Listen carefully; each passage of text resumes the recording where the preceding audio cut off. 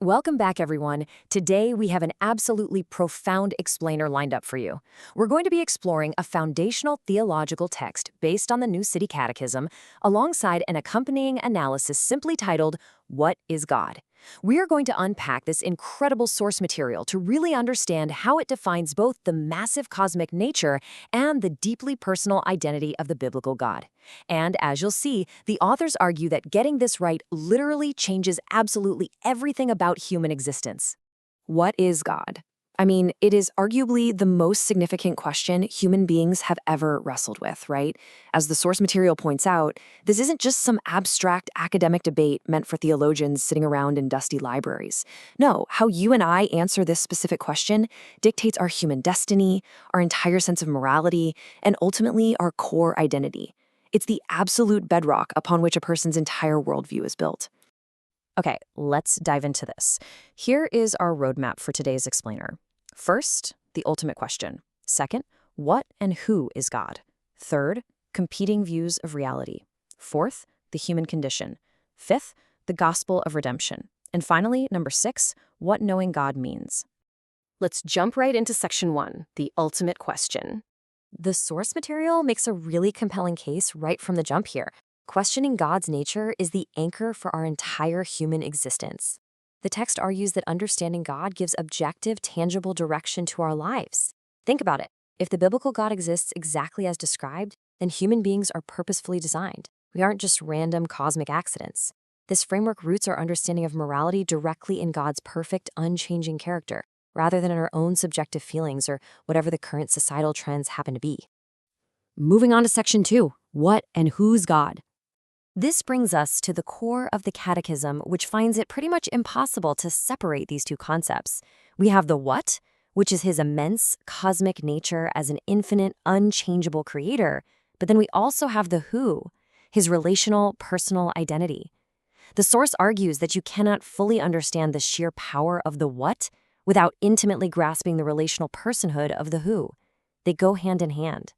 So let's look at how the text defines the what. First up, God is self-existent, revealing himself in the book of Exodus as I am.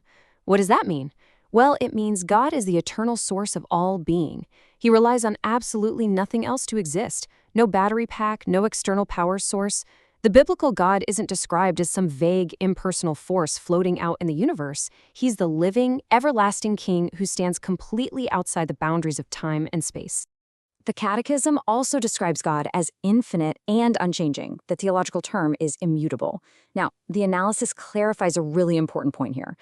Being immutable doesn't mean God is a static, frozen entity like a statue.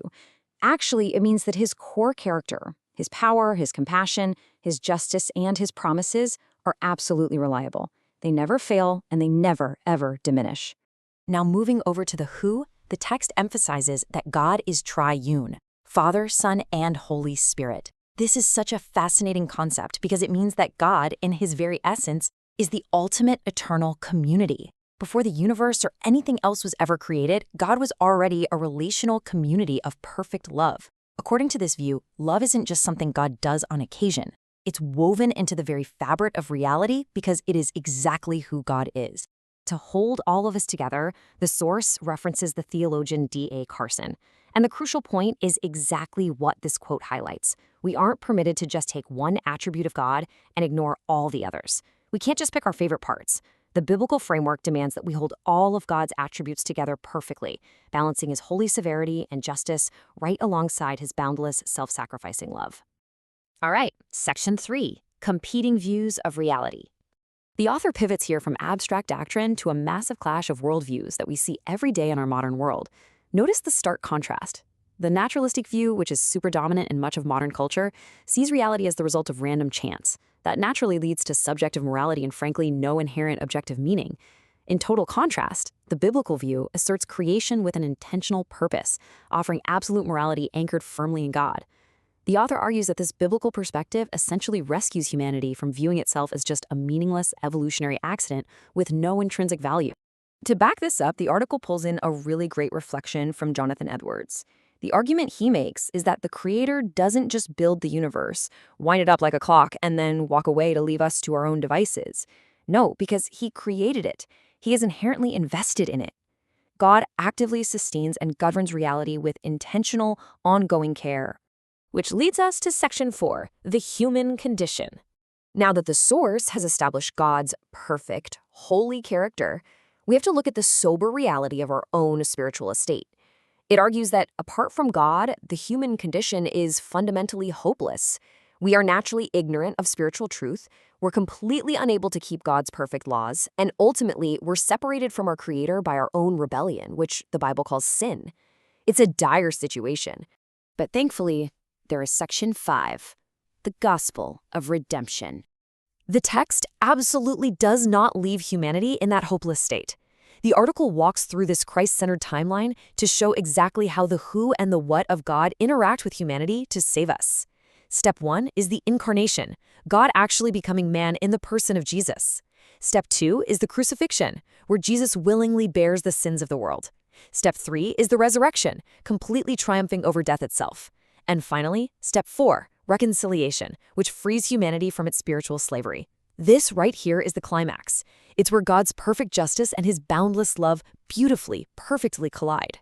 The article relies heavily on the book of Colossians to prove this point, and this brilliantly illustrates the biblical claim of complete forgiveness. According to the text, Jesus didn't just offer us some philosophical path to enlightenment.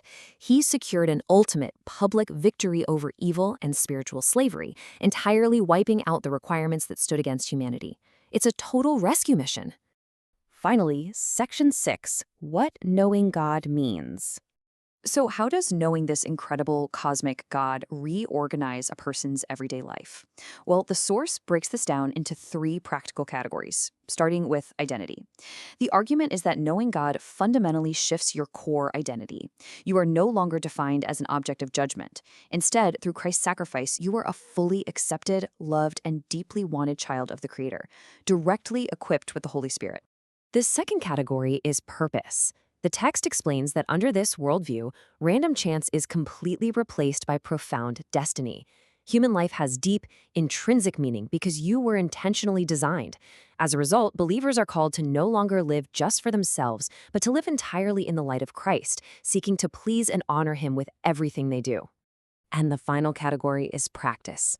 What does this look like on a Tuesday, right? The article details everyday practical applications, showing how grasping this new cosmic reality naturally results in a totally transformed life. It leads to joyful obedience, continuous prayer, actively loving your neighbors, studying the scriptures, and eagerly sharing this relentless hope, the gospel, with the rest of the world.